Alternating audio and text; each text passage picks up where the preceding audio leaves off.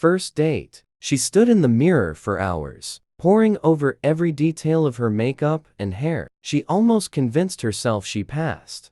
Almost. The brow was still wrong. The hairline was too high, but it was good enough, right? It had to be. She looked at her phone. She had 10 minutes until he said he would pick her up. Her hands trembled with fear and excitement. She took one last look in the mirror. "You've got this, Elena," she told herself. Her voice was soft, but she could still practice more. She had practiced enough. She transitioned just 4 months ago. She kept up with her coursework, but this had taken priority for her. She could retake the classes. She only had one life to be herself. She had struggled with this choice for years, but she knew she could never transition back home. Her parents wouldn't accept it. Not that they were bigots. They just had plans for the son. She had her own plans. She grabbed her purse and straightened her dress as she opened the door of her apartment. Deep breaths. She checked her phone. "Pulling in now," he texted. "God, can I really do this?" She surprised herself with her newfound confidence. She stood at the entrance to her building,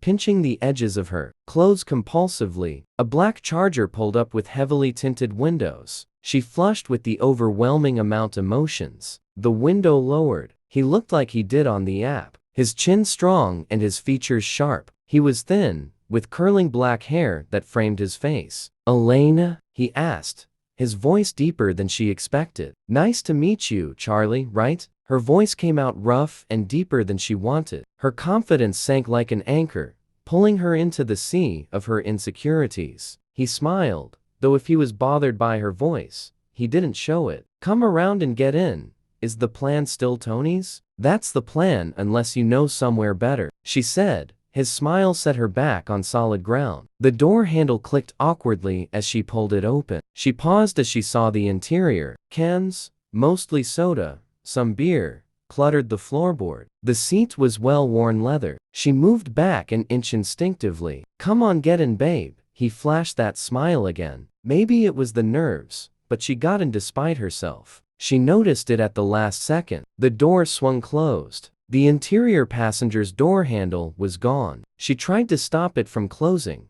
Click. Too late. He already locked the door. Before she could scream, the car ripped out of the parking lot. "I got you, faggot." He laughed with sick satisfaction. She only had one chance. He was distracted by his victory. She slid her right hand into her purse as he laughed in her face. One smooth motion. The revolver pointed at his gaunt face. "No, I..." Bang. Bang.